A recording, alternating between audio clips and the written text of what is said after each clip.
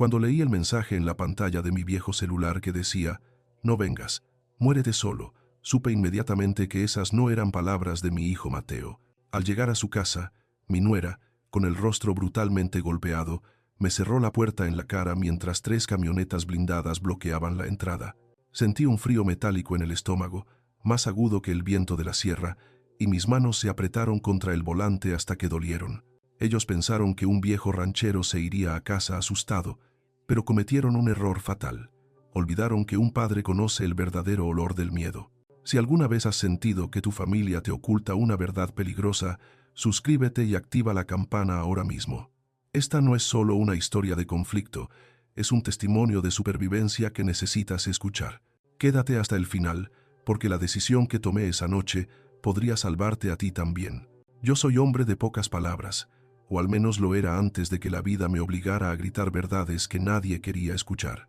Nací y crecí en la Sierra Gorda, donde la tierra es dura y el cielo es tan amplio que te hace sentir pequeño y poderoso a la vez. Allí, en el rancho La Esperanza, aprendí que el respeto no se pide, se gana con el sudor de la frente y la callosidad de las manos. Mi padre me enseñó que la palabra de un hombre vale más que cualquier papel firmado ante notario, y esa fue la herencia que intenté dejarle a Mateo, mi único hijo. Mateo no era como yo. Mientras yo encontraba paz en el silencio de los encinos y el paso lento del ganado, él tenía un fuego interior que lo empujaba siempre hacia adelante, hacia el ruido, hacia la velocidad. Desde niño, sus ojos brillaban no con los caballos, sino con los motores. Recuerdo una tarde, cuando él tenía apenas 12 años, lo encontré desarmando el viejo tractor del abuelo. En lugar de regañarlo, me senté a su lado y le pasé las herramientas. Al final del día, ese tractor ronroneaba como un gato satisfecho. Ahí supe que el rancho se le quedaría chico, que su destino estaba allá abajo, en la ciudad, donde el asfalto sustituye a la tierra. No me opuse cuando quiso irse a estudiar ingeniería mecánica. Vendí 20 cabezas de ganado para pagar su primer semestre y le di mi bendición con un nudo en la garganta, pero con el pecho inflado de orgullo. Y vaya si me dio motivos para estar orgulloso. Mateo no solo se graduó con honores, sino que tenía una visión para los negocios que yo jamás hubiera imaginado. Empezó con un solo camión de carga, uno de segunda mano que él mismo reparó pieza por pieza. Transportes M, le puso. Me decía, «Papá, voy a mover a México». Y lo hizo. En 5 años, ese camión se convirtió en una flotilla de 10. Yo bajaba a la ciudad una vez al mes. Me gustaba ver cómo sus empleados lo respetaban, no por miedo, sino porque Mateo era el primero en llegar y el último en irse. Se ensuciaba las manos de grasa igual que ellos. Esa era la educación de la sierra. El patrón pone el ejemplo. Nuestra relación era sólida como la roca madre de la montaña. Comíamos juntos tacos de canasta en la esquina de su taller y él me contaba sus planes de expansión, sus sueños de rutas internacionales. Yo solo asentía y pagaba la cuenta, aunque él ganara 10 veces más que yo, porque un padre siempre invita a su hijo. Era nuestra tradición. Pero el éxito, cuando llega muy rápido, atrae a los buitres. Fue en una de esas visitas mensuales cuando conocí a Lorena. Mateo me la presentó en una cena, ya no en los tacos de la esquina, sino en un restaurante de manteles largos donde los meseros te miran los zapatos antes de saludarte. Lorena era hermosa, no lo voy a negar, con esa belleza pulida de ciudad que intimida a los hombres de campo, pero había algo en su mirada que no me cuadraba. Sus ojos no sonreían cuando su boca lo hacía. Me saludó con un beso al aire, sin tocar mi mejilla, como si tuviera miedo de que mi piel curtida le manchara el maquillaje. Lorena venía con apellido Santillán, una familia de abolengo en la región, o eso decían. Esa noche conocí también a sus padres y a su hermano, a quien apodaban el Tuerto por un defecto en el párpado izquierdo que lo hacía parecer siempre sospechoso. Ellos hablaban de inversiones, de capitales, de influencias políticas. Yo hablaba del clima y de la cosecha. Se notaba la distancia, un abismo que Mateo intentaba llenar con risas nerviosas y vino caro. Los Santillán se presentaron como los socios que Mateo necesitaba para dar el siguiente gran salto. «Tu hijo tiene el talento, don Rafael, pero nosotros tenemos las relaciones», me dijo el padre de Lorena, un hombre con manos suaves que nunca habían sostenido una pala. Ofrecieron capital para renovar la flotilla completa, a cambio de una alianza estratégica. Yo, con mi instinto de viejo lobo, sentí un escalofrío. En el rancho, cuando alguien te ofrece demasiado por un caballo, es porque el caballo tiene maña o porque te quieren robar. Se lo dije a Mateo esa misma noche, a solas. Hijo, ten cuidado. Nadie da pan a cambio de piedras. Esa gente mira tus camiones como si fueran suyos. Papá, eres muy desconfiado, me respondió él, con esa sonrisa de enamorado que lo ciega todo. Lorena me ama, y su familia solo quiere ayudarnos a crecer.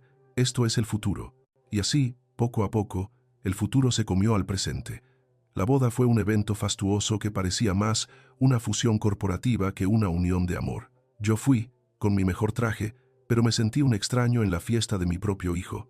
Desde ese día, las cosas empezaron a cambiar, sutilmente al principio, como la humedad que entra en las paredes antes de que veas el moho. Lorena, que era contadora, se ofreció a llevar la administración de Transportes M. Para que tú te enfoques en la operación, mi amor, le decía. Parecía lógico. Mateo odiaba el papeleo y amaba los motores. Pero con Lorena en los libros, las visitas de Mateo al rancho empezaron a escasear. Tengo mucho trabajo, papá. Lorena organizó una cena con socios. Vamos a ir de viaje con los Santillán. Las llamadas se volvieron mensajes de texto breves, fríos. La primera gran señal de alerta, esa bandera roja que debía haber arrancado y clavado en el suelo para detener todo, llegó 6 meses después de la boda. Mateo vino al rancho, pero no vino solo. Lorena venía con él y traía una carpeta de cuero bajo el brazo. No hubo abrazo largo, ni preguntaron por los becerros nuevos. Se sentaron en la mesa de la cocina y Lorena desplegó documentos llenos de sellos y letras chiquitas. «Suegro, tenemos un problema fiscal», dijo ella, con esa voz dulce que usan las maestras con los niños lentos. «La empresa ha crecido mucho y Hacienda está encima. Necesitamos reestructurar para proteger el patrimonio de Mateo». La propuesta era simple y aterradora. Mateo debía ceder poderes notariales amplios a Lorena y a su hermano para gestionar impuestos y crear una serie de empresas holdings que supuestamente blindarían el capital. Yo miré a mi hijo. Lo vi más delgado, con ojeras profundas, frotándose las manos constantemente. «¿Tú qué dices de esto, hijo?», le pregunté, ignorando a la mujer. «Es lo mejor, papá. Yo no entiendo de leyes fiscales. Lorena y su hermano saben cómo manejar esto. Si no lo hacemos, podríamos perder los camiones». «Mateo», le dije, poniendo mi mano sobre la suya, sintiendo cómo temblaba. «Un hombre que entrega su firma, entrega su alma. Si ellos tienen el poder, tú eres solo un empleado en tu propia casa». Lorena intervino, ofendida, llorando lágrimas secas. Dijo que yo la insultaba, que yo no confiaba en el amor que le tenía a su esposo, que yo era un viejo anticuado que quería ver a su hijo fracasar. Mateo, atrapado entre la espada y la pared, eligió a su esposa. Firmó los papeles allí mismo, en la mesa donde había aprendido a comer con la boca cerrada. Se fueron sin cenar. Esa fue la última vez que vi a mi hijo con brillo en los ojos. Los meses siguientes fueron un silencio que aturdía. Yo llamaba y me contestaba el buzón. Si lograba hablar con él, Mateo sonaba apresurado, temeroso, repitiendo frases hechas que no eran suyas. «Todo va bien. Estamos expandiendo. No puedo hablar ahora. El tuerto está aquí». ¿Desde cuándo mi hijo tenía que pedir permiso para hablar con su padre? La duda se convirtió en una espina clavada en mi garganta que no me dejaba dormir. Yo sabía que en la ciudad las leyes son complicadas, pero también sabía que la verdad siempre deja rastro. No aguanté más. Una mañana de martes, bajé de la sierra sin avisar. No fui a la casa de Juriquilla, ni a las oficinas de la empresa donde seguramente no me dejarían entrar. Fui directamente al centro de la ciudad, al edificio gris y burocrático del Registro Público de la Propiedad y del Comercio. Hacer trámites no es lo mío, pero la angustia es un motor potente. Pagué los derechos, llené los formularios con mi letra torpe de campesino y pedí el historial registral de Transportes M. Esperé 3 horas sentado en una banca de metal, viendo pasar gente con prisa, gente con papeles, gente que no sabía que mi mundo estaba a punto de derrumbarse. Cuando el funcionario me llamó y me entregó las copias certificadas, mis manos temblaban tanto que casi rompo el papel. Me puse los lentes de lectura, esos que solo usaba para leer la Biblia, y busqué el nombre de mi hijo. Busqué en la primera hoja, nada. Busqué en la constitución de la sociedad. Ahí estaba, al principio, Mateo, socio mayoritario al 90%. Pero luego pasé las páginas a los movimientos recientes, a las fechas posteriores a aquella visita en mi cocina. Acta de asamblea extraordinaria, cesión de acciones, otorgamiento de poderes generales para actos de dominio. Las palabras legales son frías, pero golpean como un mazo. Allí estaba la verdad impresa en blanco y negro. Mateo ya no era dueño del 90%, ni del 50%, ni siquiera del 10%. Hace 3 meses, mi hijo había vendido la totalidad de sus acciones a una sociedad anónima llamada Logística Integral del Bajío. Y cuando busqué quiénes eran los dueños de esa nueva sociedad, los nombres saltaron del papel como víboras: Lorena Santillán y su hermano, el tal Tuerto. Mi hijo, el ingeniero, el visionario, el muchacho que reparó un camión viejo con sus propias manos, ahora no era más que un administrador único revocable en cualquier momento. Un empleado, un testaferro. Le habían robado todo: el sudor de su frente, las noches sin dormir, el patrimonio que construyó. Y lo peor no era el robo del dinero. Lo peor era que usaron su amor y su confianza como arma para desarmarlo. Sentí una náusea profunda, un mareo que me obligó a sostenerme de la ventanilla. El funcionario me miró con lástima. «¿Está bien, señor?», preguntó. No respondí, con la voz ronca. Acabo de descubrir que a mi hijo le han robado la vida. Salí a la calle. El sol de la tarde me lastimaba los ojos. Saqué mi celular y marqué el número de Mateo. 1, 2, 3 veces. Buzón, buzón, buzón. Entonces le escribí un mensaje. «Hijo, estoy en la ciudad. Sé lo de la empresa. Voy para tu casa. Tenemos que hablar». La respuesta no llegó de inmediato. Pasaron 10 minutos, los 10 minutos más largos de mi existencia. Cuando el teléfono vibró, no era una llamada. Era ese mensaje de texto, mal escrito, sin acentos, cruel. «No vengas. Muérete solo». En ese momento, parado en medio del tráfico y el ruido de la ciudad que mi hijo soñó conquistar, entendí todo. Ese mensaje no era un rechazo, era un grito de auxilio. Mateo no tenía el control de su teléfono, igual que no tenía el control de su empresa. Lo tenían secuestrado en su propia vida. Guardé el documento del registro en el bolsillo interior de mi chamarra, cerca del corazón. Ese papel era la prueba de la traición, pero también sería el mapa para mi guerra. Me subí a mi vieja camioneta pick-up, esa que olía a campo y a trabajo honesto, y arranqué el motor. No iba a regresar a la sierra, no mientras mi hijo estuviera rodeado de lobos. Yo soy Rafael, y aunque me quiten todo, no me quitan el ser padre. Apreté el volante y enfilé hacia Juriquilla. Si querían guerra, los Santillán iban a conocer la guerra de un hombre que no tiene nada que perder, excepto la sangre de su sangre. Llegué a Juriquilla con el sol poniéndose a mis espaldas, tiñendo el cielo de un rojo sucio, como de sangre vieja. El barrio era de esos lugares donde el silencio cuesta dinero. Calles amplias, césped perfectamente cortado y guardias en casetas que te miran como si fueras un delincuente solo por conducir una camioneta del año 90. Pero yo no iba a esconderme. Entré directo, con la barbilla en alto, aunque por dentro el corazón me galopaba como un potro desbocado. La casa de Mateo, que antes lucía acogedora, con macetas en la entrada y bicicletas recargadas en el muro, ahora parecía una fortaleza sitiada. No había luces de bienvenida. En su lugar, 3 camionetas negras, enormes y blindadas, bloqueaban la cochera y parte de la banqueta. Los vidrios polarizados no dejaban ver el interior, pero sentí las miradas. Sabía que me estaban vigilando. Bajé de mi camioneta y azoté la puerta. El sonido metálico resonó en la calle vacía. Caminé hasta la puerta principal y toqué el timbre. 1, 2 veces. Nadie abría. Empecé a golpear la madera con el puño cerrado, con la fuerza de quien ha partido leña toda su vida. «Mateo», grité. «Mateo, soy tu padre. Sal ahora mismo». La puerta se abrió apenas unos centímetros, dejando escapar una franja de luz amarilla. No era Mateo, era Lorena, pero no era la mujer altiva y maquillada que había conocido. Llevaba una bata de seda mal cerrada y el cabello revuelto. Lo que me heló la sangre fue su rostro. Tenía el pómulo izquierdo hinchado, morado y el labio partido. Sus ojos, antes fríos, ahora estaban inyectados de terror puro. «Váyase», don Rafael susurró, mirando hacia atrás con pánico. «Por favor, váyase. Mateo está dormido. No puede recibirlo». «A mí no me mientas, muchacha», le dije, poniendo mi bota en el marco para impedir que cerrara. «Vi los papeles. Sé lo que hicieron. Sé que le robaron la empresa. Quiero ver a mi hijo ahora mismo». Lorena tembló.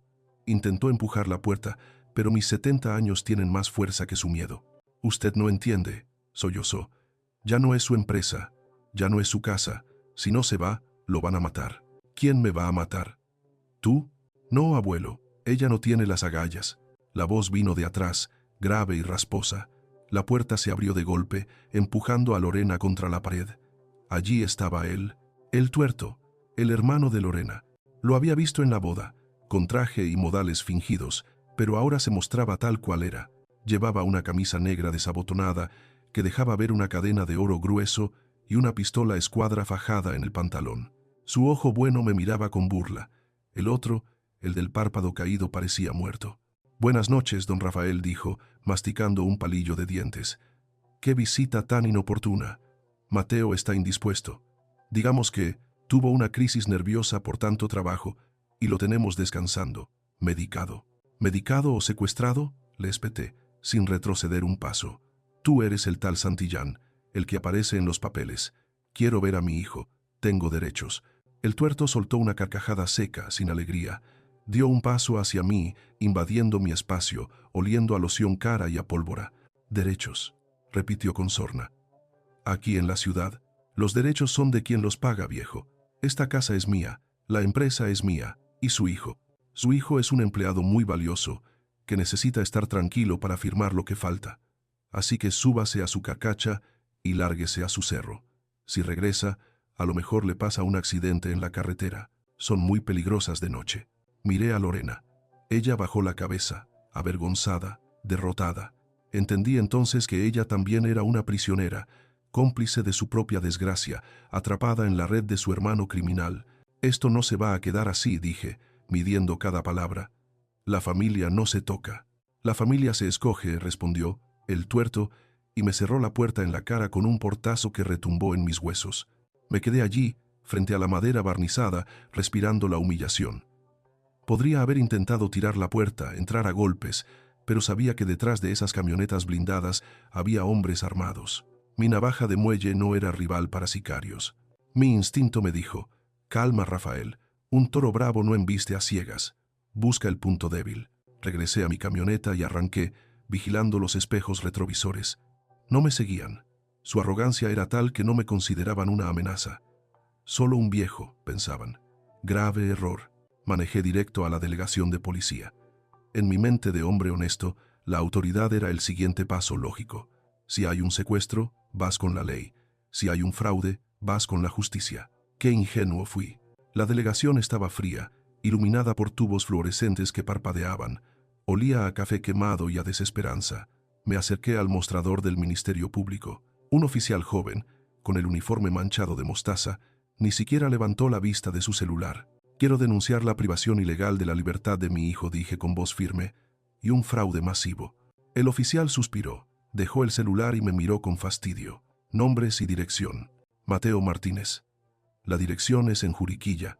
Apenas mencioné la calle y el apellido Santillán, el ambiente cambió. El oficial dejó de escribir. Se miró con otro policía que estaba al fondo. «Espere un momento», dijo, y se metió a una oficina privada. 5 minutos después, salió un hombre mayor, con bigote canoso y placas de comandante.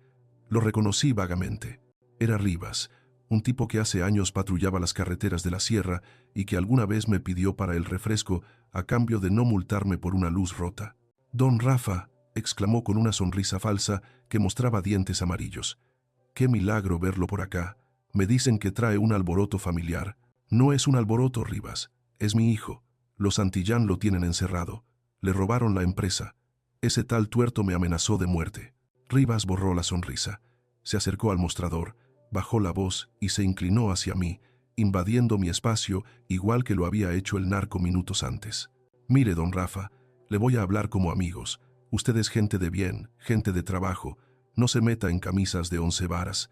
Los Santillán son empresarios respetables. Tienen contratos con el gobierno, mueven mucha lana.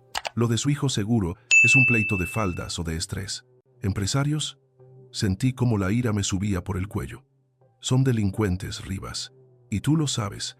Mi nuera tiene la cara rota a golpes». A ver», me cortó, endureciendo el tono. «Si no hay denuncia de la afectada, no hay delito.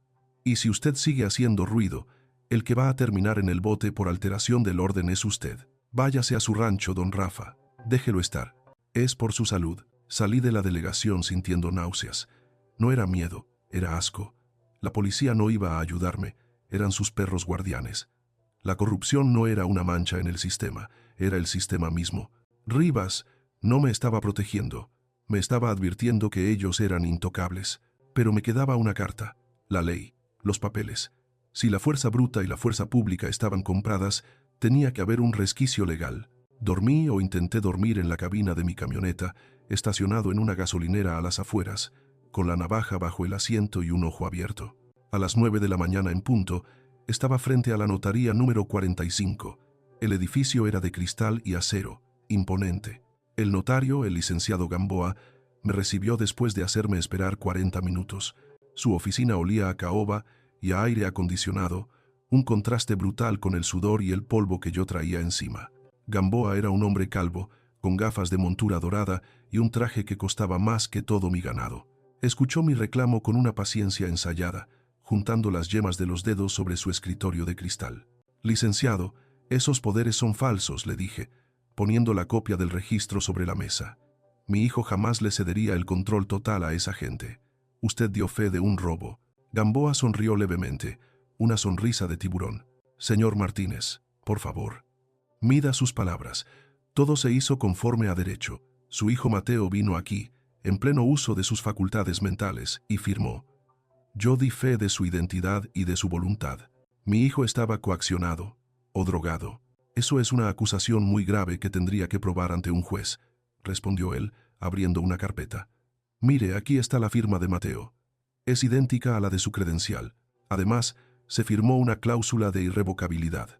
¿Qué es eso?, pregunté, sintiendo que el suelo se abría. Significa que, aunque Mateo quiera, no puede quitarles el poder unilateralmente sin una causa judicial probada o el consentimiento de los apoderados.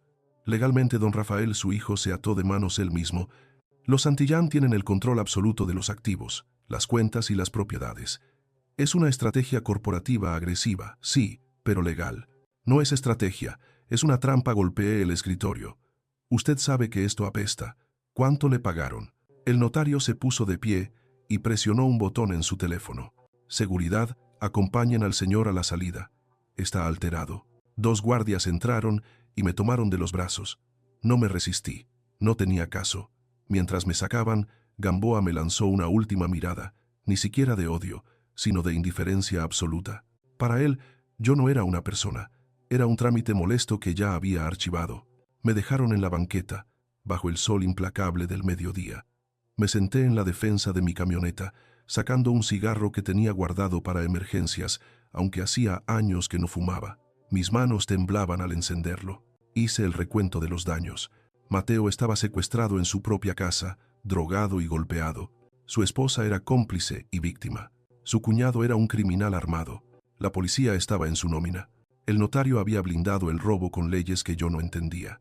Estaba solo, completamente solo en una ciudad de millones de habitantes. Miré mis botas de trabajo, manchadas de tierra de la sierra. Recordé las palabras de mi padre. Cuando la ley de los hombres falla, queda la ley de la sangre. Había intentado ser civilizado. Había intentado jugar con sus reglas, tocar sus puertas, llenar sus formularios. Pero ellos habían cerrado todas las salidas, me habían arrinconado. Y un animal arrinconado es el más peligroso de todos. Saqué mi celular y marqué el único número que me quedaba. No era un abogado, ni un policía, ni un político. Era el viejo teléfono de la caseta de vigilancia de la mina abandonada, donde a veces nos reuníamos los viejos del pueblo. Nadie contestó, pero dejé un mensaje de voz, corto, en clave, como lo hacíamos antes. Luego, abrí la guantera y saqué el mapa de carreteras. Mis ojos recorrieron las rutas de la ciudad, buscando no las avenidas principales, sino las salidas, los caminos de terracería, las brechas que los camiones de Mateo usaban para evitar peajes. La civilización me había fallado. El dinero de los Santillán había comprado todo, conciencias, leyes, placas. Pero hay cosas que el dinero no compra. No compra el conocimiento del terreno, no compra la lealtad y, definitivamente, no compra el amor de un padre que está dispuesto a quemar el mundo para salvar a su hijo. Tiré el cigarro al suelo y lo pisé con furia. Se acabó el don Rafael razonable. Si ellos querían jugar sucio, yo les iba a enseñar lo que significa ensuciarse de verdad. Me subí a la camioneta. Ya no iba a buscar ayuda, iba a buscar herramientas. Esta noche, la ley la iba a dictar yo. La noche en la ciudad nunca es oscura del todo. Siempre hay un resplandor anaranjado, enfermo, que rebota en las nubes bajas y no deja ver las estrellas. Para un hombre de la sierra como yo, que sabe leer la oscuridad como quien lee un periódico, esa luz artificial es una molestia. Pero esa noche en particular me servía de camuflaje. Eran las 3 de la mañana. La hora del lobo, le decía mi abuelo. La hora en que el sueño es más profundo y la guardia baja. Estacioné mi camioneta a 3 cuadras de la casa de Mateo, en una calle lateral sin salida, bajo la sombra de un árbol frondoso que la ocultaba de las cámaras de seguridad del fraccionamiento. No entré por la puerta grande. Esa puerta estaba vigilada por hombres que cobraban por matar y por una policía que cobraba por mirar hacia otro lado. Yo traía herramientas, sí, pero mi herramienta principal era la paciencia que te enseña el monte. Caminé pegado a los muros, aprovechando los puntos ciegos. Llevaba puesta ropa oscura de trabajo y en la mano derecha apretaba el mango frío y oxidado de una barreta de acero de medio metro. En la izquierda, mi navaja de muelle, esa que ha cortado desde sogas hasta cuero duro, descansaba en el bolsillo. Mi corazón latía lento, pesado, como un tambor de guerra cubierto con mantas. No tenía miedo. El miedo se había quedado en la notaría del licenciado Gamboa. Lo que sentía era una frialdad absoluta, una claridad mental que solo tienes cuando sabes que no hay vuelta atrás. Llegué a la barda trasera de la propiedad de los Santillán. Era alta, rematada con cerco eléctrico, pero yo había estudiado el terreno en mis visitas anteriores, cuando todavía era un invitado. Había un transformador de luz pegado al muro del vecino y una rama de jacaranda que colgaba lo suficiente. No soy un muchacho, mis articulaciones crujieron al trepar, pero la adrenalina es un aceite milagroso. Corté el cable del cerco con unas pinzas aisladas, un chispazo azul, un zumbido seco, y me deslicé hacia el jardín interior. El silencio de la casa era sepulcral. Las camionetas blindadas dormían en la cochera como bestias de metal. Pero mi instinto, ese que me avisó desde el primer mensaje de texto, me jalaba hacia el fondo del patio, hacia el cobertizo de herramientas. En una casa de lujo como esa, el cobertizo no era para guardar podadoras, era una construcción sólida, de ladrillo, apartada de la vista de los vecinos curiosos. Me acerqué agazapado, pisando el pasto con la suavidad de un gato montés. Había luz filtrándose por debajo de la puerta del cobertizo, y un olor que me revolvió el estómago. No olía a gasolina ni a fertilizante. Olía a encierro, a sudor rancio, a enfermedad. Pegué la oreja a la madera. Escuché un gemido, bajo, roto, apenas humano. Mateo. Susurré, más para mí que para él. La puerta tenía un candado exterior de alta seguridad. Para un cerrajero hubiera sido un reto.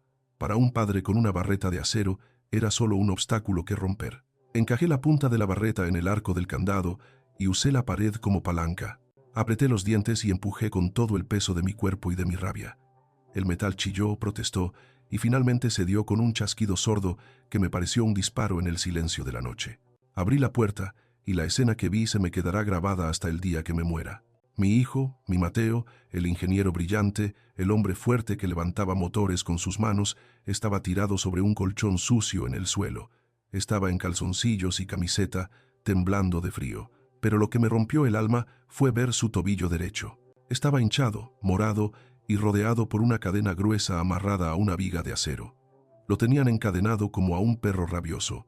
En una mesa plegable a su lado había jeringas, botellas de agua vacías y pilas de documentos, papeles notariales, traspasos, sesiones de derechos.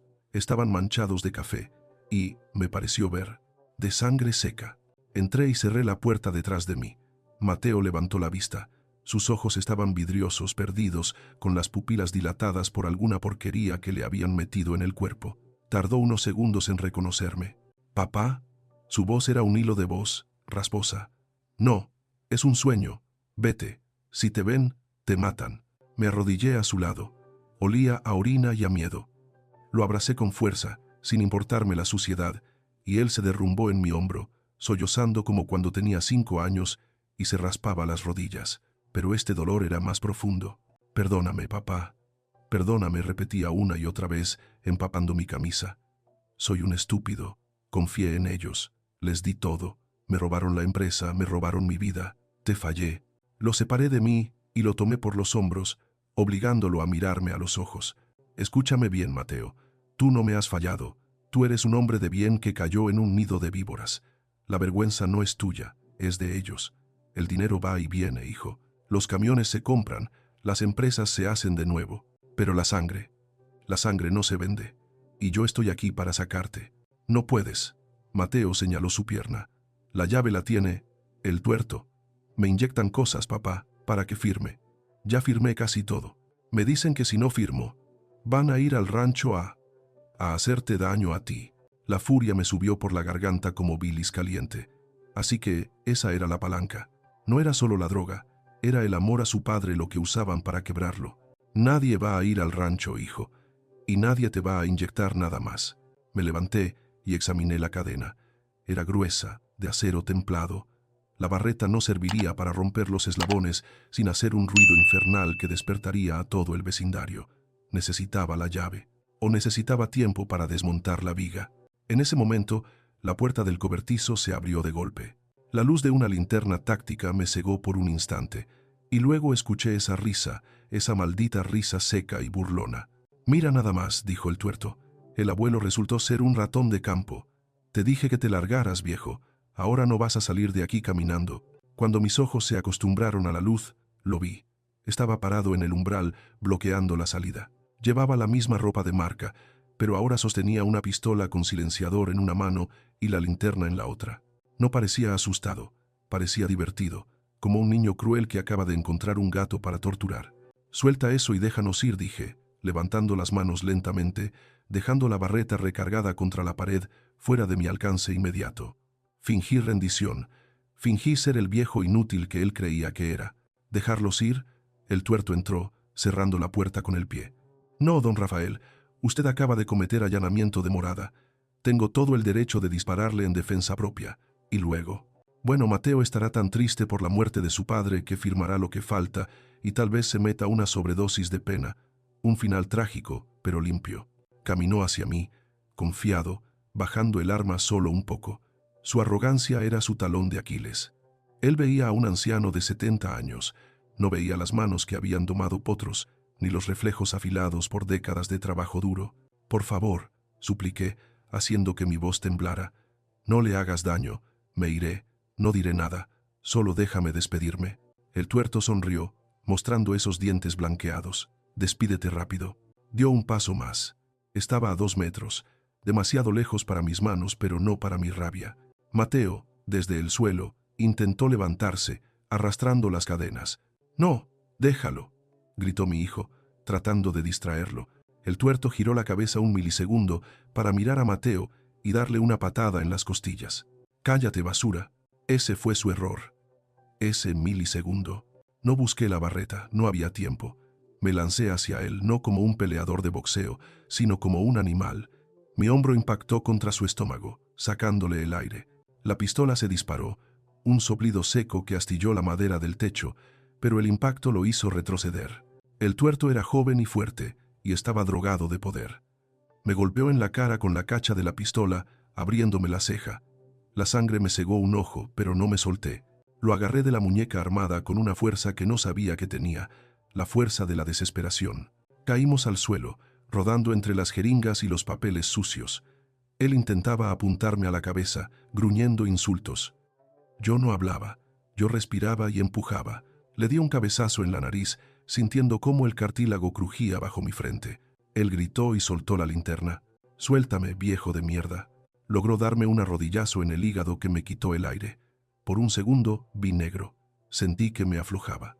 Él aprovechó para girar y montarse sobre mí, presionando el cañón de la pistola contra mi garganta. Su ojo bueno estaba desorbitado, lleno de odio asesino. «Te mueres aquí», sisenó. Pero se olvidó de una cosa. Se olvidó de la navaja en mi bolsillo izquierdo. Mientras él se concentraba en asfixiarme con el arma, mi mano izquierda bajó. Saqué la navaja, apreté el botón y la hoja de acero saltó. No busqué matarlo. No soy un asesino, soy un padre. Busqué inhabilitarlo. Clavé la navaja con fuerza en su muslo derecho, justo encima de la rodilla, y giré la hoja. El alarido del tuerto fue inhumano. Fue el grito de alguien que nunca ha sentido dolor real en su vida. Soltó la pistola y se llevó las manos a la pierna, rodando lejos de mí, aullando. Me levanté, jadeando, escupiendo sangre. Pateé la pistola lejos, hacia el rincón más oscuro del cobertizo. Tomé la barreta del suelo. Me acerqué a él. El tuerto me miraba con terror absoluto, arrastrándose hacia atrás, dejando un rastro de sangre en el concreto. La llave, dije. No grité. Mi voz sonó tranquila, terroríficamente tranquila. Está en mi bolsa, está en mi bolsa, lloriqueó. Lo registré sin delicadeza. Encontré el llavero. También tomé su celular. Si te mueves, si gritas, si intentas algo. Acerqué la punta de la barreta a su cara. Te juro por la memoria de mi madre que te termino lo que empecé. Corrí hacia Mateo. Mis manos temblaban, pero la llave entró en el candado del grillete. Clic. El sonido de la libertad. Quité la cadena. El tobillo de Mateo estaba en carne viva. ¿Puedes caminar?, le pregunté. Mateo asintió, aunque estaba pálido como un papel. Sí, papá, sácame de aquí. Lo ayudé a levantarse. Pesaba, pero yo lo cargaría hasta el fin del mundo si fuera necesario. Pasé su brazo por mis hombros y salimos al aire frío de la noche. Las llaves de las camionetas, dijo Mateo, señalando hacia la casa. Están en la cocina. Mi camioneta tiene GPS satelital. Nos pueden rastrear. No vamos en tu camioneta. Vamos en la mía, la vieja confiable. Cruzamos el jardín. El tuerto seguía gimiendo en el cobertizo, pero no por mucho tiempo. Pronto alguien vendría. Teníamos minutos. Llegar a la barda fue fácil. Subir a Mateo fue un calvario. Tuve que empujarlo, usando mi espalda como escalón, ignorando el dolor en mis propias costillas y la sangre que me goteaba en el ojo. Cuando ambos caímos del otro lado, en la calle de tierra del terreno baldío vecino, sentí que mis pulmones iban a explotar. «Corre, hijo», le urgí, arrastrándolo hacia donde había dejado mi camioneta. Llegamos al vehículo. Mateo se desplomó en el asiento del copiloto, temblando incontrolablemente, mezcla de la abstinencia, el shock y el dolor. Yo subí. Mis manos manchadas de sangre propia y ajena resbalaban en el volante. Arranqué el motor. Ese viejo motor bocho rugió como un león despertando. No me importó el ruido. Ya no había sigilo. Ahora era velocidad. Salí quemando llanta, alejándome de esa casa maldita, de ese barrio de mentiras. Miré por el retrovisor. No había luces siguiéndonos todavía. ¿A dónde vamos, papá?, preguntó Mateo, con los ojos cerrados, abrazándose a sí mismo. Al rancho no. Ahí nos van a buscar. Tienen sicarios. Tenía razón. El rancho sería el primer lugar. La carretera era una trampa mortal si los Santillán daban la alerta a sus policías comprados. Necesitábamos un lugar neutro, un lugar público pero seguro, un lugar donde la corrupción tuviera límites. A la clínica, dije, tomando una decisión sobre la marcha. Necesitas un médico, Mateo. Estás mal y necesitamos testigos. Pero la policía, que venga la policía, pero no la municipal de aquí. Vamos a hacer tanto ruido que no podrán escondernos debajo de la alfombra. Aceleré, rompiendo los límites de velocidad, pasándome los altos. Mi hijo estaba libre, pero la guerra apenas empezaba. Sentí el peso de la pistola de El Tuerto, que había recogido instintivamente antes de salir, pesando en mi cintura. No quería usarla. Dios sabe que no quería. Pero esa noche, la línea entre el hombre civilizado y la bestia se había borrado por completo. Miré a Mateo. Estaba llorando en silencio. Puse mi mano, áspera y callosa, sobre su rodilla. Ya pasó, mijo. Ya te tengo. Pero yo sabía que no había pasado. Sabía que El Tuerto, herido y humillado, movería cielo, mar y tierra para casarnos. Habíamos roto las cadenas físicas, sí, pero ahora teníamos que romper el sistema que las había puesto allí. La noche se cerraba sobre nosotros, y yo manejaba directo hacia la boca del lobo, armado solo con mi voluntad y el amor inquebrantable de un padre. La Clínica Santa Clara no era un hospital de lujo como esos donde los Santillán se hacían sus cirugías plásticas. Era un edificio de 2 pisos, pintado de un verde pistache descarapelado que olía a cloro barato y a sufrimiento humano. Pero tenía una ventaja. Estaba en una avenida principal, con cámaras de seguridad en la entrada y gente, mucha gente, esperando noticias de sus enfermos. Era el único escudo que se me ocurrió mientras manejaba como un poseído, con las llantas de mi vieja camioneta chillando en cada curva y mi hijo desangrándose en el asiento del copiloto. Frené en seco frente a la rampa de urgencias, subiéndome a la banqueta.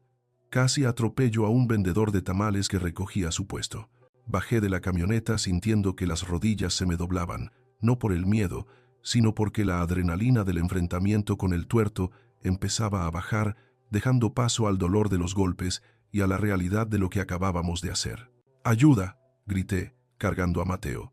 «Necesito un médico». 2 enfermeros salieron con una camilla. Al ver el estado de mi hijo, el tobillo en carne viva, la cara golpeada, la ropa sucia de excremento y sangre, se quedaron paralizados un segundo. «¿Qué le pasó?», preguntó uno, un muchacho joven con cara de asustado. «Un asalto», mentí, aunque en el fondo no era mentira. Nos habían asaltado la vida entera. «Muévanse, carajo». Lo metimos a un cubículo de trauma. Las luces blancas fluorescentes zumbaban sobre nuestras cabezas, iluminando cada detalle de la degradación de mi hijo. Mateo, mi ingeniero, mi orgullo, parecía un animal atropellado. Cuando la doctora de guardia empezó a cortar su pantalón para revisar las heridas, Mateo gritó. No por el dolor físico, sino por el terror. «No dejen que entren», balbuceaba, intentando incorporarse. «Vienen por mí. Papá, cierra la puerta». «Tranquilo, hijo. ¿Estás seguro aquí?», le dije, acariciando su frente sudorosa, manchando su piel con mi propia sangre seca. Pero yo sabía que no estábamos seguros. Apenas habían pasado 20 minutos en los que me cosieron la ceja sin anestesia, porque no quise perder tiempo cuando el sonido de las sirenas llenó la avenida. Al principio sentí alivio. La policía, la autoridad. Pero luego recordé la cara del comandante Rivas en la delegación, su sonrisa amarilla, su advertencia. Me asomé por la persiana de la ventana que daba a la calle. No era una patrulla de tránsito. Eran 4 unidades de la policía municipal y 2 camionetas civiles sin placas. Cerraron el perímetro. No encendieron las torretas rojas y azules de emergencia. Encendieron reflectores tácticos que apuntaban directamente a la entrada de la clínica. «Señor», la doctora, una mujer de unos 40 años con ojeras profundas, me tocó el hombro. «La policía está afuera. Dicen que tienen un reporte de un secuestrador armado atrincherado aquí. Piden que salga». Sentí como el piso se abría bajo mis pies. El secuestrador era yo. Ellos habían volteado la narrativa. Para el mundo exterior, yo no era un padre rescatando a su hijo. Era un viejo loco y violento que había sacado a un hombre enfermo de su casa a punta de navaja. «Doctora», le dije, mirándola a los ojos, tratando de transmitirle toda la verdad que me cabía en el pecho. «Ese hombre en la camilla es mi hijo. Los que están afuera son los que lo torturaron. Si salgo, me matan. Si él sale, lo desaparecen. Solo le pido una cosa. No abra esa puerta». Ella dudó. Miró a Mateo, que temblaba por la abstinencia de las drogas que le habían inyectado, y luego vio las marcas de las cadenas en sus tobillos. Esas marcas no mienten. Un secuestrador no encadena a su víctima. La mata. Un torturador sí. «Voy a decirles que el paciente está en estado crítico y no puede ser movido», dijo ella, con voz firme. «Pero no puedo detenerlos por siempre. Son la policía». Salió del cuarto. Yo arrastré un gabinete de metal pesado y lo puse contra la puerta. Era una barricada ridícula contra armas de alto poder, pero era lo único que tenía. Me senté junto a Mateo. Él había dejado de gritar y ahora lloraba en silencio mirando al techo. «Papá», susurró, «tienes que entregarte. Diles que yo te obligué. Diles que estás loco. Quizás, así no te maten». «No digas estupideces», le respondí, tomándole la mano. Estaba helada. «Es que no entiendes». Mateo giró la cabeza y me miró con una lucidez repentina y aterradora. «Si morimos aquí, ellos ganan todo. Legalmente, ellos ganan». «¿De qué hablas?» «Los poderes, papá. La cláusula de irrevocabilidad. Si yo muero, mis bienes pasan a mi esposa, a Lorena, y los poderes que firmé siguen vigentes hasta que se notifique la defunción y se inicie el juicio sucesorio, y para entonces ellos ya habrán vaciado las cuentas en las Islas Caimán o donde sea que tengan el dinero. Mi muerte es su negocio más rentable». La realidad me golpeó más fuerte que los puños de El Tuerto. Tenía razón. En este país la burocracia es cómplice de la muerte. Si nos mataban ahora dirían que fue un enfrentamiento cruzado. Yo sería el villano, Mateo la víctima trágica, y Lorena la viuda doliente que heredaría el imperio de transporte para lavarlo con dinero del narco. Nuestra muerte validaba sus papeles. Nuestra supervivencia era lo único que podía anularlos. El teléfono de la habitación sonó. Era una línea interna. Contesté. «Bueno». «Rafael, hombre, qué manera de complicar las cosas». Era la voz de Rivas. El comandante corrupto. Sonaba tranquilo, como quien negocia la compra de un terreno. «Rivas, así que tú eres el perro faldero de los Santillán. Soy un servidor público que intenta resolver una situación de rehenes, Rafa. Mira, tienes rodeado el lugar. El Tuerto está muy enojado, dice que lo dejaste cojo. Pero somos gente razonable. Sal, Entrega al muchacho para que lo atendamos en un hospital privado de verdad. Y a ti, bueno, a ti te procesamos por lesiones. Pero sales en unos años. Si te quedas ahí vamos a tener que entrar. Y en el fuego cruzado, pues ya sabes, las balas no tienen ojos. Si entran Rivas, voy a asegurarme de que la primera bala sea para ti, mentí. Solo tenía mi navaja y la pistola de El Tuerto, que tenía 3 balas en el cargador. La había revisado. Te doy 10 minutos, viejo. Piénsalo. Tu hijo se ve mal. No querrás que se muera por tu terquedad. Colgó. 10 minutos. Ese era el plazo de nuestra vida. Miré a Mateo. Estaba colapsando. Su respiración era superficial y rápida. El síndrome de abstinencia, sumado al trauma y al dolor, estaba apagando su cuerpo. Agua, pidió. Le di un poco de agua de una botella que había en la mesa. Se atragantó y tosió, una tos fea, húmeda. Papá, soy un cobarde, dijo entre toses. Dejé que me hicieran esto. Dejé que te metieran en esto. Debí haberte escuchado cuando dijiste que nadie da pan a cambio de piedras. No eres un cobarde, Mateo. Eres un hombre que amó, y el amor a veces nos deja ciegos. Pero ahora necesitas abrir los ojos. ¿Hay alguna forma de pararlos? ¿Algo que no hayan destruido? Mateo negó con la cabeza, cerrando los ojos. Tienen todo. Los tokens del banco, las escrituras, las contraseñas. Me obligaron a dárselas. Me tuvieron 3 días sin agua hasta que hablé. Soy una basura. Me levanté y empecé a caminar en círculos por el pequeño cuarto, como un león enjaulado. Tenía que haber algo. Los Santillán eran meticulosos, pero la arrogancia siempre deja huecos. El Tuerto se había confiado conmigo. Lorena se había confiado con Mateo. Piensa, hijo, piensa. ¿Por qué te mantenían vivo? Si ya tenían las firmas, si ya tenían las contraseñas, ¿por qué no te mataron hace una semana? ¿Por qué el teatro de la enfermedad mental? Mateo frunció el ceño, luchando contra la niebla de su cerebro. ¿Por qué? Porque necesitan una firma más, una física, para un contrato internacional, y porque tenían miedo de algo. ¿Miedo de qué? De la auditoría. Antes de que me encerraran, yo empecé a notar movimientos raros, fletes que no existían, camiones que viajaban vacíos pero facturaban millones. Empecé a guardar copias. No en la nube porque Lorena tenía mis claves, en físico. ¿Dónde están esas copias?, le pregunté, sintiendo una chispa de esperanza. Las quemaron. Cuando me agarraron en la casa, el Tuerto quemó mi laptop y mis archivos frente a mí. Se rieron. Dijeron que no quedaba nada. La esperanza se apagó. Volví a sentir el peso de la pistola en mi cintura. 3 balas, 2 para los primeros que entraran, 1 para... No podía pensar en eso. Pero... Mateo abrió los ojos de golpe.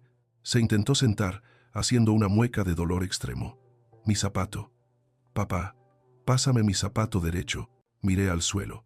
Ahí estaba el zapato de vestir, un mocasín italiano de cuero fino, sucio de tierra y sangre, que le habían quitado para ponerle el grillete. Lo recogí y se lo di. Mateo metió la mano dentro, arrancando la plantilla interior con dedos temblorosos. Debajo de la suela, incrustada en el tacón hueco que él mismo había modificado, una maña que aprendió de mí cuando escondíamos dinero para emergencias en las botas, había un objeto pequeño y negro, una tarjeta SD. No quemaron esto, dijo Mateo, y por primera vez en meses vi una sonrisa en su rostro, una sonrisa torcida y dolorosa, pero suya. Aquí está el respaldo. No solo de la contabilidad real, grabé conversaciones. Grabé a El Tuerto hablando con sus socios del cártel. Grabé a Lorena explicando cómo lavaban el dinero. Esto no solo recupera la empresa, papá. Esto los mete a la cárcel a todos. Por eso no me mataban. Sabían que faltaba algo, pero no sabían dónde estaba. Tomé la pequeña tarjeta en mi mano.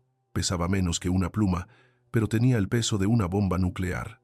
Esto es lo que buscaban, murmuré. Si salimos con esto, los destruimos, dijo Mateo. Pero si entran, nos matan y se llevan el zapato, completé la frase. Afuera, la voz amplificada de Rivas sonó por un megáfono, metálica y distorsionada. Rafael, se acabó el tiempo. Vamos a entrar. Tiren el arma y salgan con las manos en la nuca.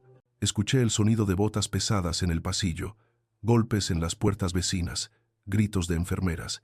Estaban limpiando la zona para el asalto final. Miré a mi hijo.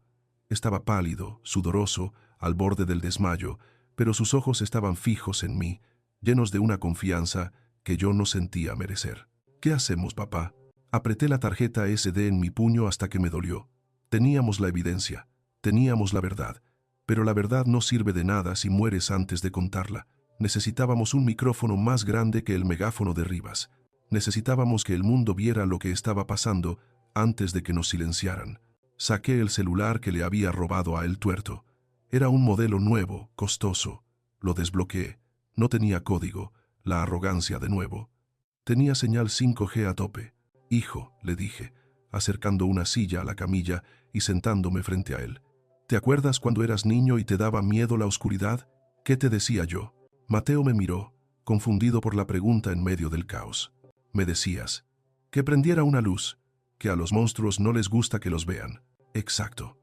Levanté el teléfono y abrí la aplicación de Facebook. Busqué el perfil de la empresa de Mateo, que tenía miles de seguidores. O mejor aún, el perfil personal de El Tuerto, que estaba abierto.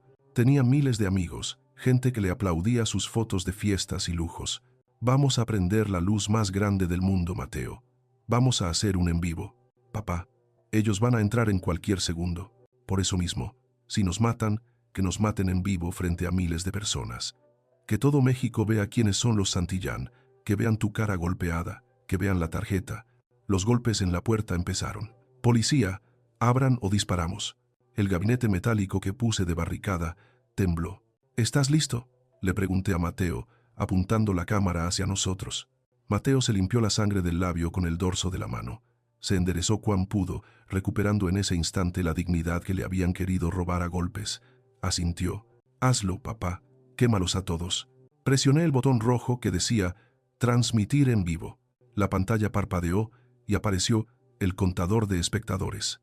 1, 5, 20, 100. Subía rápido.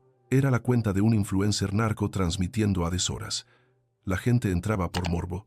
Se iban a quedar por justicia. «¡Ya!», gritaron afuera. Un golpe seco. La puerta se abolló. Miré a la cámara viendo mi propio reflejo. Un viejo con la ceja cosida, sucio, con mirada de loco. Y al lado mi hijo destrozado. «Mi nombre es Rafael Martínez», dije, con la voz más clara y potente que había tenido en mi vida, esa voz que usaba para llamar al ganado en la tormenta. Y si están viendo esto, es porque la policía municipal y la familia Santillán están a punto de asesinarnos para esconder sus crímenes. Miren bien, miren a mi hijo. El contador llegó a 1000. La puerta cedió. La luz roja del en vivo era nuestra única defensa, y tenía que ser suficiente. La puerta de la habitación se abrió de golpe con un estruendo que hizo vibrar hasta los dientes. El gabinete metálico que habíamos usado de barricada salió volando como si fuera de papel, arrastrándose por el suelo entre chispas y chirridos agudos. El polvo de yeso y madera vieja llenó el aire, creando una neblina blanca y asfixiante. Por instinto, me interpuse entre la puerta y la camilla de Mateo. Sentí el cañón de 3 rifles de asalto apuntando a mi pecho a través de la nube de polvo. Eran uniformes azules municipales, pero sus caras estaban cubiertas con pasamontañas. Detrás de ellos, sin máscara, entró el comandante Rivas, con la pistola desenfundada y esa mirada de odio frío que tienen los hombres acostumbrados a matar sin consecuencias. «¡Suelten los teléfonos!», gritó Rivas apuntándome a la cabeza. «Al suelo o los barremos». En cualquier otro día, en cualquier otra circunstancia, ese habría sido el final. Una ráfaga, 2 cuerpos al forense y un reporte falso de resistencia al arresto. Pero ese día, yo tenía un escudo más fuerte que el Kevlar. «Saluda, Rivas», rugí, levantando el celular de El Tuerto, con la cámara enfocando directamente su cara sudorosa y su placa. «Te están viendo 5000 personas en vivo. Saluda a tu madre, a tus hijos y al gobernador». Rivas se congeló. Su dedo estaba en el gatillo, blanco por la presión, pero sus ojos se desviaron hacia la pequeña luz roja en la pantalla del teléfono. El contador de espectadores subía como la espuma. 5, 200, 6, 0, 0, 0, 8, 0, 0, 0. Los comentarios pasaban tan rápido que parecían una cascada de letras. «Es la policía. No disparen. Compartan, compartan. Asesinos». «Baja eso», bramó, pero bajó su arma unos centímetros. El instinto de supervivencia política es a veces más fuerte que la sed de sangre. Si disparaba ahora, no había forma de encubrirlo. Ya no era un operativo anónimo en la oscuridad. Era un crimen viral. «Este hombre es el comandante Rivas». Le hablé al teléfono, sin dejar de enfocarlo. «Está aquí por órdenes de la familia Santillán para ejecutar a mi hijo y robarle su empresa. Si la transmisión se corta, Fue él. Rivas miró a sus hombres. Dudaban. Un policía corrupto mata por dinero, pero no se suicida socialmente si puede evitarlo. Retirada al pasillo, ordenó Rivas, rechinando los dientes. Corten la luz, traigan el inhibidor de señal. Rápido. Retrocedieron, cerrando la puerta maltrecha, pero no se fueron. Se quedaron al otro lado, como lobos esperando que se apague la fogata. Sabían que una transmisión de Facebook depende de dos cosas: batería y señal. Si nos quitaban cualquiera de las dos, estábamos muertos. Miré a Mateo. Estaba pálido, casi gris, pero sus ojos estaban fijos en la pantalla del celular, leyendo los mensajes de apoyo que llegaban de todo México. Eso le dio una inyección de vida que ninguna medicina podía igualar. «Papá», susurró, «no se han ido». «No, hijo, solo están buscando cómo apagarnos. Tenemos poco tiempo». Me acerqué a la ventana. Abajo, las patrullas seguían bloqueando la salida. Necesitábamos ayuda física. La viralidad nos compraba minutos, pero no nos sacaría de ahí. Necesitaba un milagro, y mi milagro tenía nombre y apellido. Saqué mi propio celular, ese viejo Nokia que apenas servía para llamadas, y marqué un número que tenía guardado en la memoria desde hacía 15 años. Mis manos temblaban tanto que tuve que marcar 2 veces. «Bueno», contestó una voz firme, marcial, del otro lado. «Diego, soy el maestro Rafa, el de la sierra». Hubo un silencio breve. Diego había sido mi alumno en la telesecundaria del pueblo. Un muchacho bronco, peleonero, al que todos daban por perdido. Yo le enseñé a leer bien, le enseñé a respetar la tierra, y cuando quiso irse de mojado al norte, lo convencí de que entrara al colegio militar. Ahora era comandante de zona de la Guardia Nacional. «Maestro». Su tono cambió, se suavizó.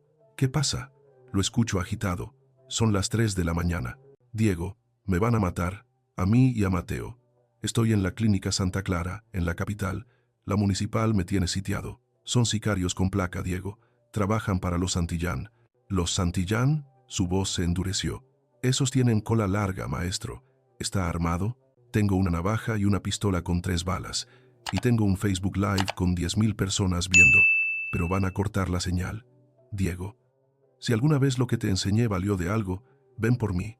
No cuelgue, maestro. Voy para allá. Estoy a 20 minutos, pero voy a hacer que sean 10. Aguante. No salga. Si entran, tírese al suelo.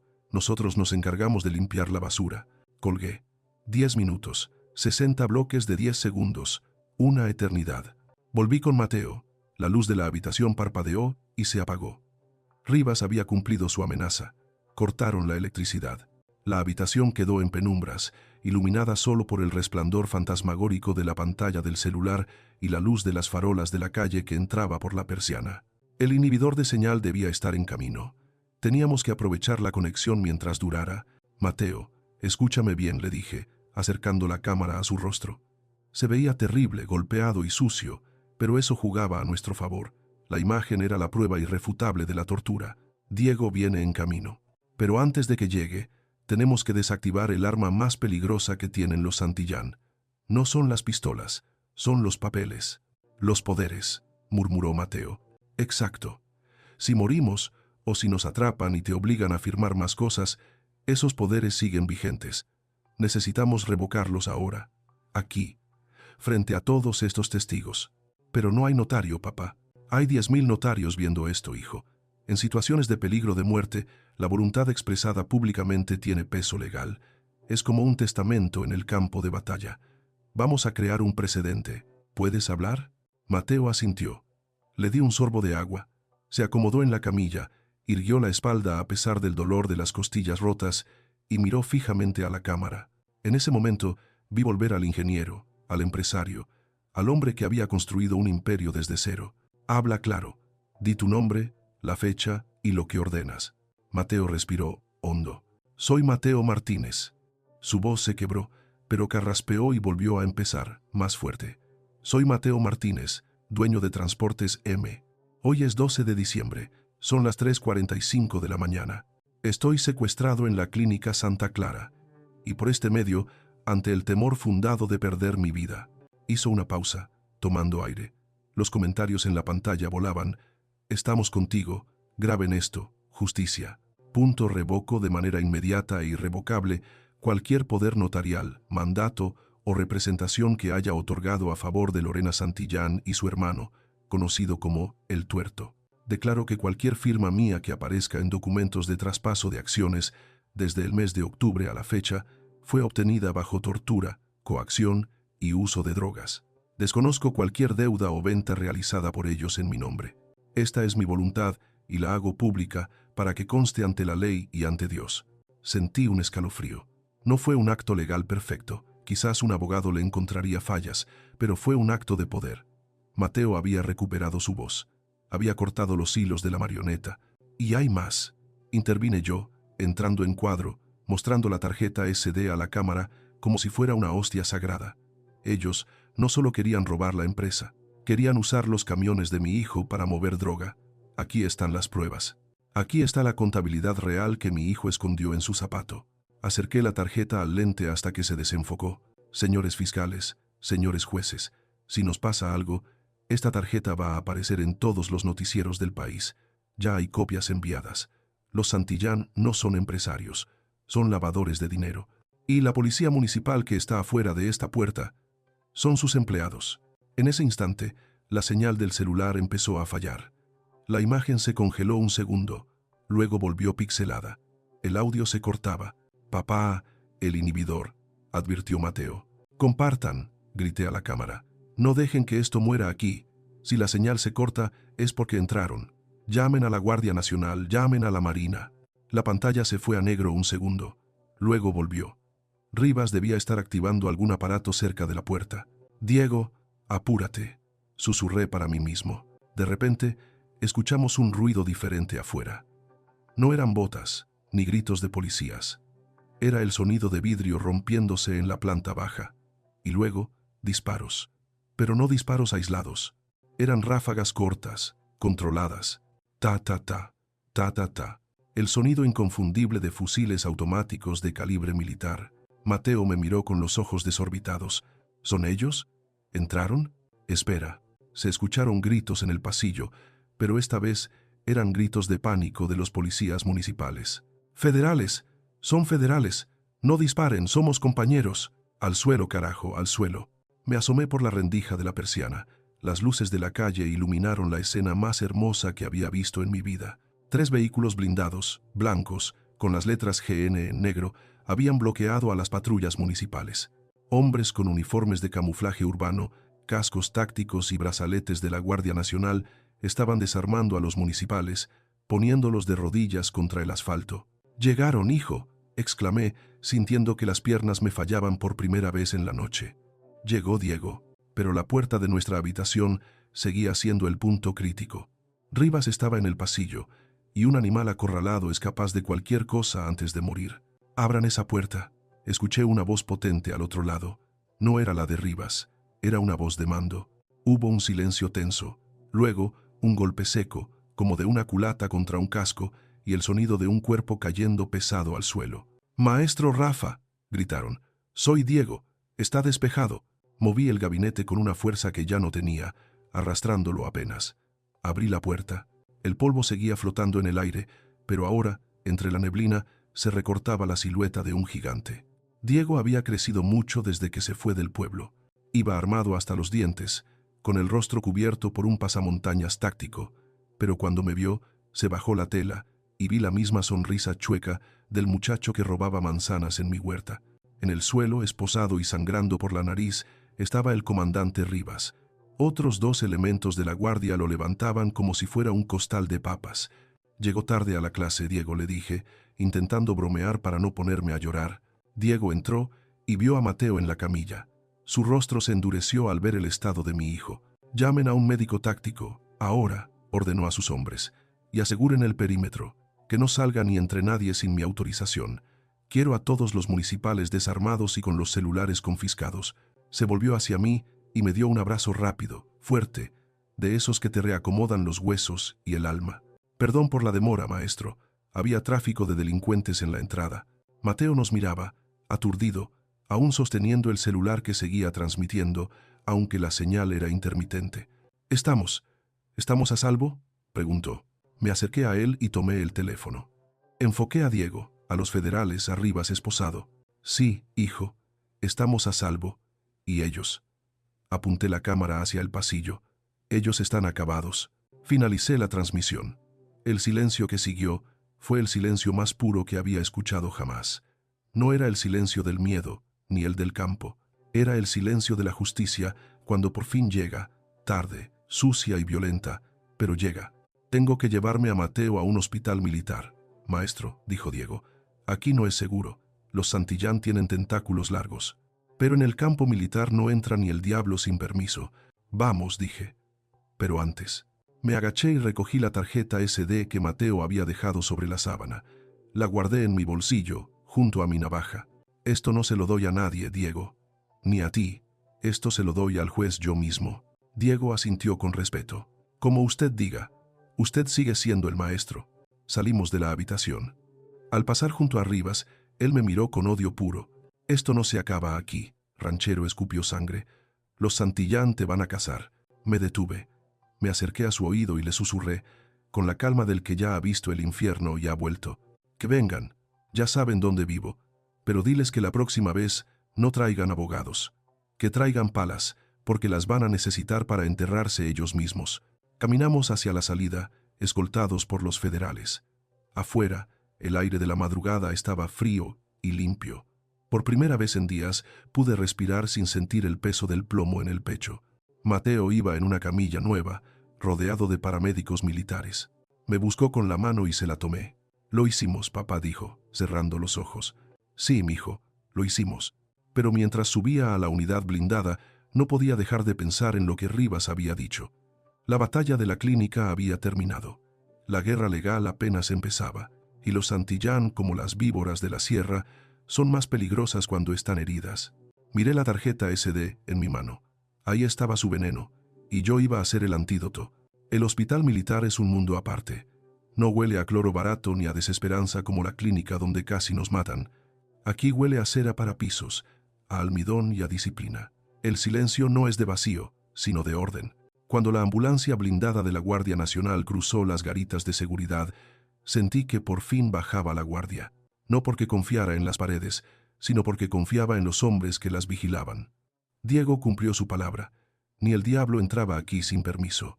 Pasaron 2 días desde la noche del asedio. 2 días en los que dormí en una silla de plástico junto a la cama de Mateo, negándome a ir a un hotel, negándome incluso a bañarme hasta que las enfermeras militares, con esa amabilidad firme que tienen, me obligaron a usar las duchas del personal. Si usted se cae, ¿quién cuida al muchacho?, me dijo una capitana enfermera. Tenía razón. El agua caliente se llevó la sangre seca de El Tuerto, el polvo del gabinete y el sudor del miedo, pero no se llevó la rabia. Esa seguía ahí, fría y dura, esperando el desenlace. Mateo estaba mejor. Las costillas rotas y el tobillo destrozado tardarían en sanar, pero lo que me preocupaba era su mente. Había pasado meses bajo tortura psicológica, drogado, manipulado por la mujer que juró amarlo. Sin embargo, algo había cambiado en él desde el Facebook Live. Al romper el silencio, había roto también el hechizo de vergüenza que lo mantenía atado. Ya no miraba al suelo, miraba a la puerta, esperando. Sabíamos que ella vendría. La noticia de la detención de El Tuerto y del comandante Rivas había estallado en los noticieros nacionales gracias a nuestra transmisión y a la tarjeta SD que entregué a la Fiscalía Federal. Lavado de dinero, delincuencia organizada, secuestro agravado. Los cargos eran tan pesados que no habría fianza. Pero Lorena era astuta. En los papeles que Mateo firmó, ella aparecía como apoderada, no como dueña directa de las empresas fantasma. Su nombre no estaba en los registros criminales, todavía. Ella jugaba a ser la esposa preocupada, la víctima colateral de un hermano oveja negra. A media mañana del tercer día, Diego entró en la habitación. No llevaba su uniforme táctico, sino el de gala, impecable. Maestro me saludó con un asentimiento. ¿Y Mateo? Tienen visita en el filtro de seguridad. Es ella, dijo Mateo. No fue una pregunta, fue una afirmación seca. Sí, confirmó Diego. Viene con un abogado de los caros y con una actitud de viuda doliente, aunque tú estás vivo. Dice que es tu esposa y que tiene derecho a verte. Legalmente todavía lo es. Mis hombres la tienen retenida, pero está haciendo un escándalo, gritando que la tenemos secuestrada y que violamos sus derechos humanos. Yo me levanté de la silla, sintiendo cómo se tensaban los músculos de mi espalda. Dile que se largue, Diego. Si entra aquí, la mato. Papá, siéntate. La voz de Mateo fue suave, pero tuvo una autoridad que no le había escuchado en años. Me giré para verlo. Estaba pálido, con vías intravenosas en los brazos y la pierna elevada, pero sus ojos eran los de un hombre que ha tomado una decisión. «¿Qué pase, Diego? Quiero verla». «Estás loco», protesté. «Esa mujer es el diablo, hijo. Viene a terminar el trabajo o a enredarte la cabeza otra vez». «No, papá. Viene a medir el terreno. Viene a ver si todavía soy su títere. Necesito hacer esto. Necesito verla a los ojos sin drogas en mi sistema. Necesito cerrar la puerta yo mismo». Miré a Diego. Él asintió levemente. «Estaré afuera con 2 elementos, Mateo». Al primer grito, entramos y la sacamos esposada. «Pero el maestro tiene razón. Es peligrosa. No trae armas. Ya la revisamos, pero tiene la lengua afilada». «¿Qué pase?», repitió Mateo. 10 minutos después, la puerta se abrió. Lorena entró como si estuviera en una pasarela, no en un hospital. Llevaba un vestido negro, sobrio pero elegante, el cabello recogido y gafas oscuras que se quitó dramáticamente al vernos. Tenía un moretón en la mejilla, el que yo había visto la noche que llegué, pero ahora estaba estratégicamente maquillado para que se viera, para inspirar lástima, no para ocultarlo. Se detuvo al pie de la cama, ignorándome por completo, y fijó sus ojos llorosos en Mateo. «Mi amor», exclamó, llevándose las manos al pecho. «Gracias a Dios estás vivo. No sabes el infierno que he pasado». Dio un paso hacia él, con los brazos abiertos, lista para abrazarlo. «No te acerques», dijo Mateo. No gritó. Lo dijo con el tono que uno usa para hablarle a un perro extraño. Lorena se detuvo en seco, fingiendo desconcierto. «Mateo, bebé, soy yo, soy tu esposa. Sé que estás confundido por todo lo que pasó, por las medicinas. Ese bruto de mi hermano se volvió loco, te lo juro. Yo no sabía nada, me tenía amenazada, igual que a ti. Mira», señaló su mejilla, «mira lo que me hizo cuando intenté defenderte. Me dijo que si hablaba, nos mataba a los dos». Era una actuación digna de un Oscar. Las lágrimas rodaban por sus mejillas en el momento exacto. La voz le temblaba con la frecuencia perfecta. Si yo no hubiera escuchado las grabaciones de la tarjeta SD, si no hubiera visto su frialdad esa noche en la puerta, tal vez, solo tal vez, le hubiera creído un poco.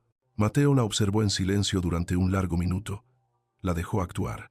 La dejó desplegar todo su arsenal de manipulación. «¿Tú no sabías nada?», preguntó él.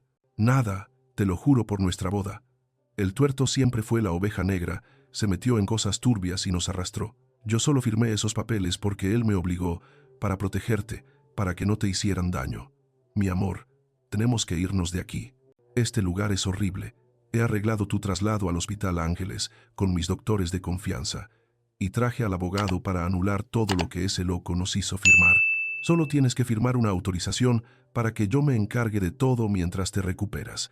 Ya sabes que el estrés te hace daño». Metió la mano en su bolso Hermès y sacó una carpeta. La misma carpeta de cuero que había llevado al rancho meses atrás. La carpeta de la muerte. «Ahí está», dijo Mateo, con una sonrisa triste. «Ahí está la verdadera Lorena. No vienes a ver cómo estoy. Vienes por la firma. Vienes a asegurar el control». El rostro de Lorena se endureció por una fracción de segundo, pero recuperó la máscara rápidamente. «Lo hago por ti, tonto. La empresa está en caos. Los bancos están nerviosos por ese video ridículo que hiciste drogado. Necesitamos calmar a los socios. Tú no estás en condiciones de dirigir nada ahora. Además», bajó la voz, dulcificándola, «recuerda que los poderes que firmaste tienen cláusula de irrevocabilidad. Legalmente, sigo siendo tu administradora. No puedes echarme así nada más. Soy tu esposa y tu socia. Es mejor hacerlo por las buenas, ¿no crees?». Esa fue la gota que derramó el vaso. Di un paso adelante, listo para sacarla a empujones, pero Mateo levantó la mano para detenerme. «Lorena», dijo él, respirando hondo, «¿crees que soy estúpido? Creo que estás enfermo, mi vida». «No, estuve enfermo, estuve ciego, pero ya no». Escuché la tarjeta SD, Lorena. El color desapareció del rostro de la mujer. La máscara de viuda doliente se resquebrajó, dejando ver el miedo real. «¿Qué? ¿Qué tarjeta?». «La que estaba en mi zapato, la que mi papá le entregó a la Fiscalía Federal hace 3 días. Escuché tu voz, Lorena. Te escuché riéndote con el tuerto mientras decidían qué dosis de sedante darme. Te escuché planear cómo iban a vender la flotilla de camiones a la empresa fantasma en Panamá. Te escuché decir, ojalá se muera rápido el inútil este, para cobrar el seguro de vida también. Lorena retrocedió un paso, chocando contra la mesa de comer. Eso es mentira. Son grabaciones manipuladas. Son pruebas judiciales aceptadas, interrumpió Mateo. Y son la base de la orden de aprehensión que se está girando contra ti en este momento. ¿Orden de aprehensión? Lorena soltó una risa nerviosa, aguda. Por favor, Mateo, soy tu esposa. No puedes declarar contra mí, y esos poderes son blindados. El notario Gamboa lo aseguró. No puedes revocarme por capricho. No es por capricho, Mateo se inclinó hacia adelante, ignorando el dolor. Es por ley. Se llama revocación por ingratitud y nulidad por coacción. ¿Ingratitud?, burló ella.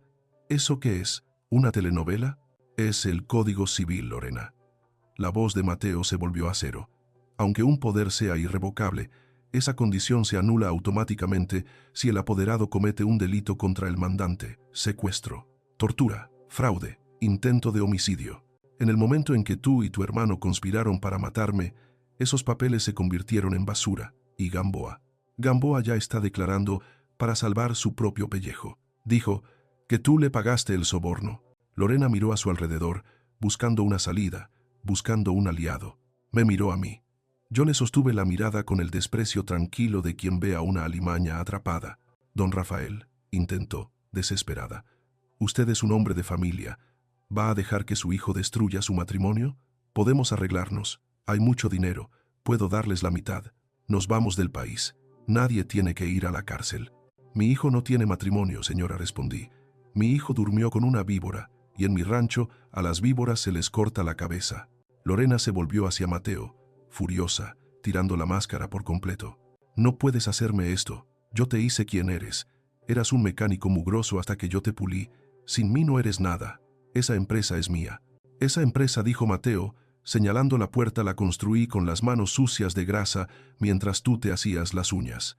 Y hoy recupero lo que es mío. Quiero el divorcio, Lorena. Contencioso, por causal de violencia intrafamiliar y tentativa de homicidio. No te vas a llevar ni un centavo. Lo único que vas a heredar de mí es una sentencia penal. ¡Maldito lisiado!, gritó ella, lanzándose hacia la cama con las uñas por delante. No tuve que intervenir. La puerta se abrió y Diego entró con dos mujeres de la Policía Federal Ministerial. Lorena Santillán, dijo Diego, con tono oficial, queda detenida por los delitos de delincuencia organizada, lavado de dinero y secuestro agravado. Tiene derecho a guardar silencio, aunque le sugiero que se lo guarde para el juez. Las agentes la tomaron de los brazos. Lorena pataleó, gritó, insultó, perdió toda la compostura, toda la elegancia de niña bien.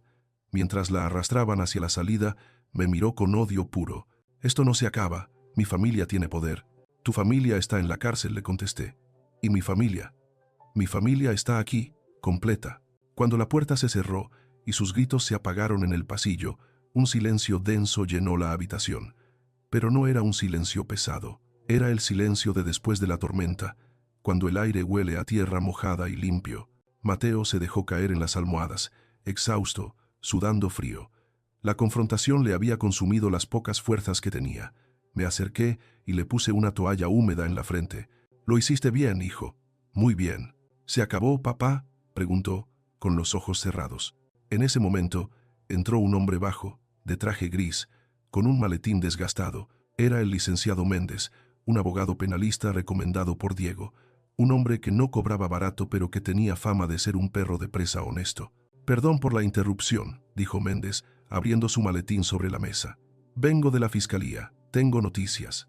Con la declaración de Rivas, las grabaciones de la tarjeta SD y el testimonio del notario Gamboa, que acaba de recordar que fue presionado, el juez ha dictado medidas cautelares inmediatas». «¿Qué significa eso en español, licenciado?», pregunté. «Significa que se ha ordenado el congelamiento de todas las cuentas de los Santillán y la restitución provisional de la Administración de Transportes M a su legítimo dueño, Mateo Martínez». El abogado sacó un documento sellado. Además, se ha declarado la nulidad de todos los actos realizados con esos poderes viciados. Los camiones que vendieron regresan legalmente a la empresa. La casa de Juriquilla está asegurada como escena del crimen, pero eventualmente volverá a sus manos. Mateo abrió los ojos. Miró el techo blanco del hospital. «No quiero esa casa», dijo. «Que la quemen, que la vendan. No voy a volver a poner un pie ahí». Eso lo veremos después, hijo, le dije. Lo importante es que recuperaste tu nombre. Ya no eres un testaferro. Eres Mateo Martínez otra vez. El abogado nos dejó los papeles y salió para seguir con los trámites del divorcio. Nos quedamos solos de nuevo. La tarde caía afuera, pintando las paredes de naranja, igual que la tarde en que llegué a su casa. Pero esta luz era diferente. No era luz de peligro. Era luz de atardecer, de cierre de ciclo. Papá, dijo Mateo, girando la cabeza hacia mí. Gracias. No me des las gracias. Soy tu padre. No. Gracias por no hacerme caso. Gracias por no irte cuando te llegó el mensaje. Gracias por ser de la sierra.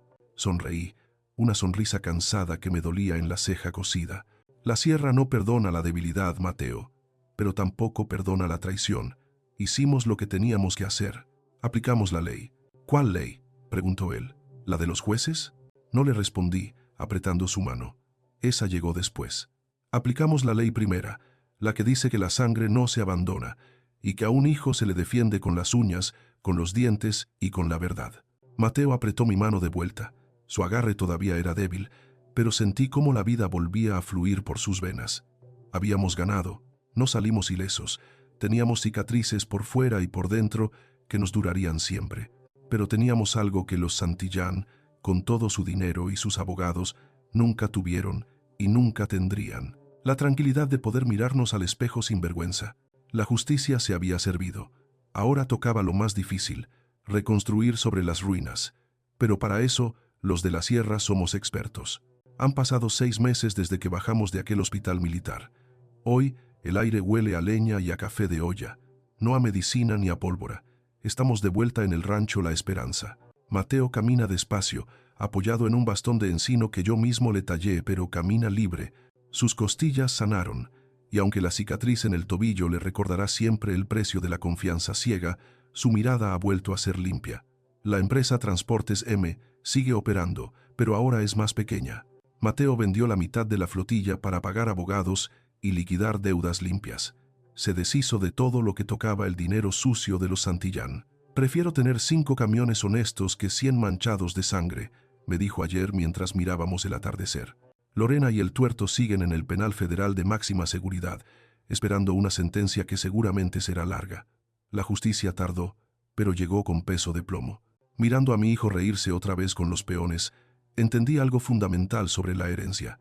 Siempre pensé que heredar era dejar tierras o ganado. Me equivoqué. La verdadera herencia es el instinto. Es esa voz interna que te avisa cuando el lobo se disfraza de oveja. Mateo aprendió a la mala que el apellido o el dinero no compran la lealtad. La lealtad se prueba en el fuego, cuando no queda nada más que perder. El dinero va y viene, se recupera o se pierde en un mal negocio, pero la dignidad de saber que nadie es dueño de tu voluntad, eso no tiene precio. Si tú, que me estás escuchando, sientes ese nudo en el estómago cuando ves a tu hijo o a tu hija sufriendo en silencio por una pareja que los controla, no lo ignores. El instinto de un padre nunca se equivoca. No esperes a ver las cadenas físicas. Las cadenas del alma duelen igual. Protege tu patrimonio legalmente, sí, pero protege más a tu sangre. No dejes que la vergüenza los aleje. Esta fue nuestra historia, la de un padre serrano y un hijo que volvió a nacer. Si te viste reflejado en mis palabras, o si conoces a alguien que está ciego por amor ante una familia política abusiva, por favor, no te quedes callado. Comparte esta historia ahora mismo en tu grupo de WhatsApp de la familia. A veces, enviar un audio puede ser la llave que alguien necesita para abrir su propia jaula. Déjame un comentario. ¿Alguna vez tu instinto te salvó de una traición? Quiero leerte.